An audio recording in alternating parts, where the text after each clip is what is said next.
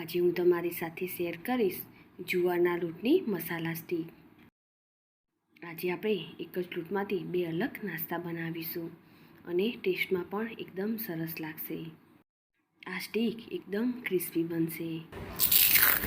Recipe તમને ગમતી હોય અને હજુ સુધી સબસ્ક્રાઈબ ન કરી હોય તો લાઈક, શેર અને સબસ્ક્રાઈબ કરજો। જુવારના લોટની મસાલા સ્ટીક બનાવવા માટે પહેલાં આપણે એક પેન લઈશું। તેમાં 1 કપ જેટલું પાણી લઈશું। હવે તેમાં અડધી ચમચી જેટલી હળદર ઉમેરીશું। તીખાસ પ્રમાણે લાલ મરચું પાવડર ઉમેરીશું। સ્વાદ પ્રમાણે મીઠું ઉમેરીશું। ચપટી તેમાં હિંગ ઉમેરીશું અને 1 ચમચી જેટલો ચાટ મસાલો ઉમેરીશું અને અડધી ચમચી જેટલા અજમાને આ રીતે આપણે મસળીને ઉમેરીશું અને 1 ચમચી જેટલા તલ લઈશું। હવે બધી જ વસ્તુને સરસ રીતે મિક્સ કરી લઈશું। મિક્સ કરી લીધા પછી આપણે ગેસની ફ્લેમ ચાલુ કરીશું અને તેને ઉકળવા દઈશું। હવે જે કપ કે વાટકીના માપથી આપણે પાણી લીધું છે તે જ કપના કે વાટકીના માપથી આપણે 1 કપ જેટલો જુવારનો લોટ લઈશું। હવે તેમાં આપણે 1 ચમચી જેટલું બેસન ઉમેરીશું। પાણીને આપણે સરસ એવું ગરમ થવા દઈશું।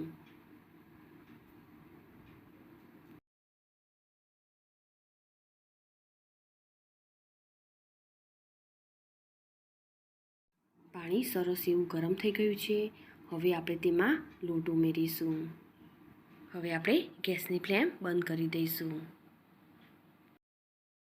તો પહેલાં આપણે થોડો લોટ ઉમેરીશું અને મિક્સ કરીશું।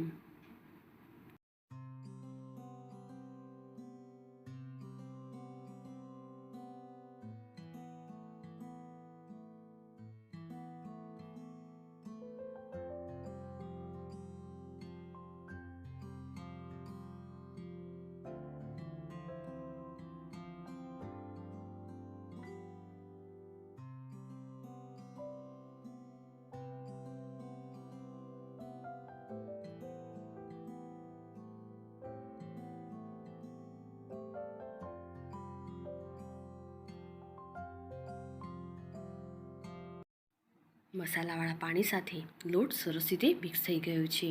હવે આપણે તેને ઢાંકીને 5 થી 10 મિનિટ માટે રહેવા દઈશું। 10 મિનિટ પછી આપણે તેને એક પ્લેટમાં કાઢી લઈશું।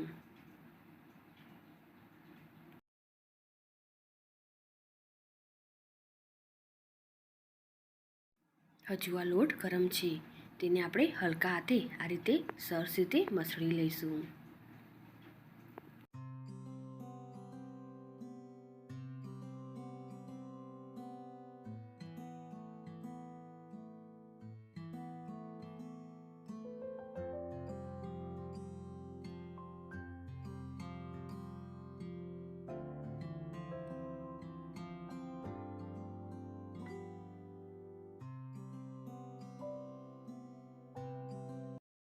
લોટ સરસ એવો સોફ્ટ થઈ ગયો છે।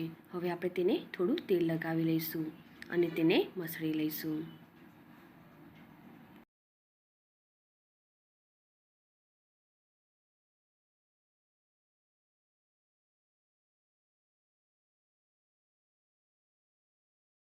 જુવારના લોટની મસાલા સ્ટીક બનાવવા માટે પહેલાં આપણે આ રીતે સંચો લઈશું। તેમાં આ રીતે સ્ટાર શેપની પ્લેટ આવે છે તેને આપણે મૂકી દઈશું। જેમાં આપણે ચકરીને બનાવતા હોઈએ તે જ પ્લેટ લેવાની છે। હવે તેમાં આપણે તેલ લગાવી લઈશું।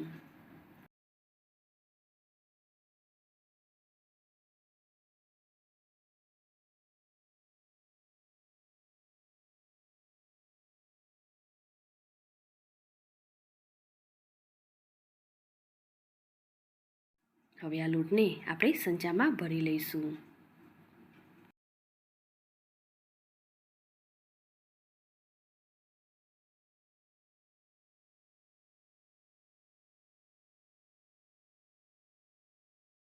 ભરી લીધા પછી આપણે સંચાને પેક કરી લઈશું।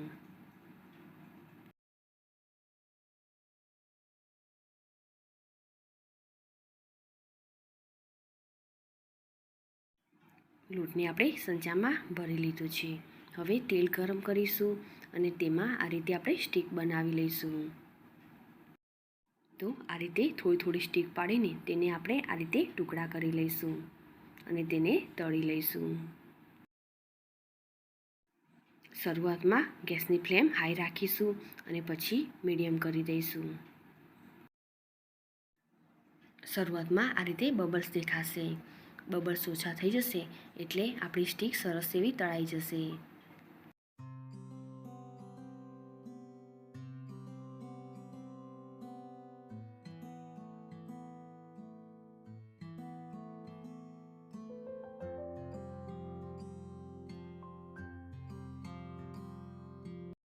બબલ્સ ઓછા થઈ ગયા છે અને સ્ટીક પણ સરસ એવી તળાઈ ગઈ છે. તેને હવે આપણે બહાર કાઢી લઈશું. આ જ રીતે આપણે બીજી સ્ટીકને પણ બનાવી લઈશું.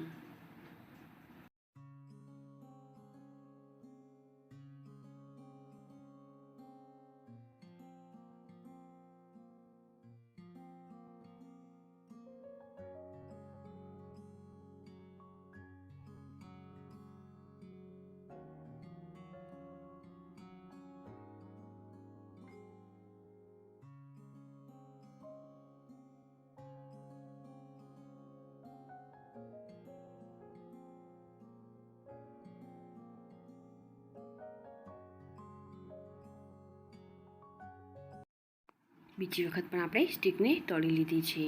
હવે આપણે તે જ લોટમાંથી અલગ નાસ્તો બનાવીશું. તો તેના માટે આપણે આ રીતે પાપડીની પ્લેટ લગાવી દઈશું અને પાપડીના શેપમાં આપણે સ્ટીક બનાવી લઈશું. આ પાપડી શેપમાં જુવારનો નાસ્તો ઝટપટ તળાઈ જશે અને ઝડપી રેડી થઈ જશે.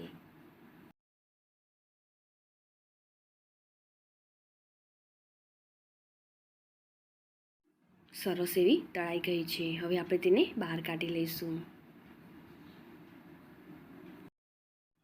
તે જ રીતે બધા જ નાસ્તાને આપણે રેડી કરીશું.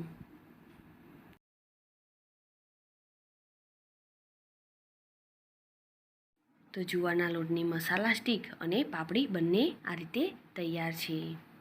આ જુવારના લોટની મસાલા સ્ટીક ઉપર તમે ચાટ મસાલો કે પછી પેરી પેરી મસાલો પણ ઉમેરી શકો છો. તેનો ટેસ્ટ પણ એકદમ સરસ આવશે. મારી આ રેસીપી તમને ગમી હોય તો ચોક્કસથી લાઈક કરજો. સાથે તમારા ફેમિલી મેમ્બર્સ અને ફ્રેન્ડ્સ જોડે શેર કરજો.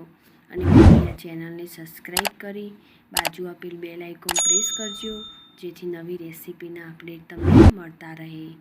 ફરી મળીશું આવી અવનવી રેસીપીના સાથે.